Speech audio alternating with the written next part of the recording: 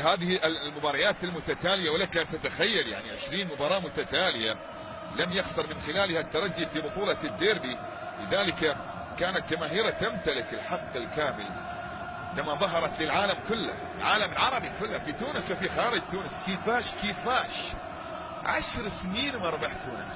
اي والله كيفاش يا افريقي، كيفاش يا افريقي 20 ديربي، كيفاش يا باب جديد، يا ابناء باب جديد 20 ديربي لم ينجح فيها الافريقي من تحقيق الانتصار، وهو الرقم الاكبر في تاريخ الديربي. كرة فيها محاولة الحديث لا ينتهي عنه،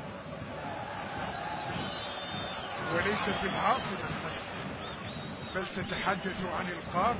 حينما تذكر غول افريقيا وشيخ الانديه، ان اردتها في تونس فهو شيخ الانديه التونسيه، وان اردتها في افريقيا هو غول افريقيا المرعب،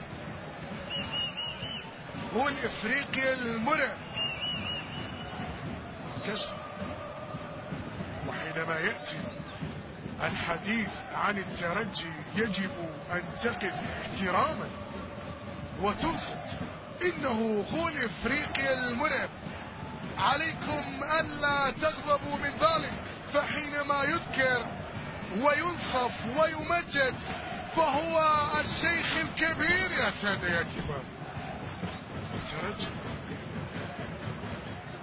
كرة لدى صفاق، الكرة عالمي، يعني انا مسؤوليتي خذها مني، ولكن الترجي في جين سبوك، الترجي 7/7 تسمعوا بيه يقول لك العرس 7 ايام و7 ليالي.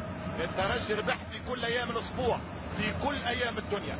يوم الاثنين ربح المثل كاس تونس الاخير ضد النجم، الثلاثة ربح كان تتذكروا كاس اليونان ضد بشاية، يوم الاربعاء ربح كان تتذكروا بطولة تونس من موسمين يوم 15 ماي، ثم يوم الخميس يوم الخميس دوري ابطال العرب ضد الوداد البيضاوي، يوم الجمعة في 95 ضد موتيما بيمبي السوبر كوب دو لاكاف، في يوم السبت ماتش الزمالك التاريخي، يوم الاحد كاس افريقيا في بريميرو اغوستو في انغولا.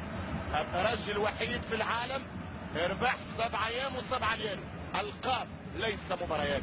ترجي يا دولة، ترجي يا دولة، عميد وزعيم وسيد هذه البطولة وكل البطولات. ترجي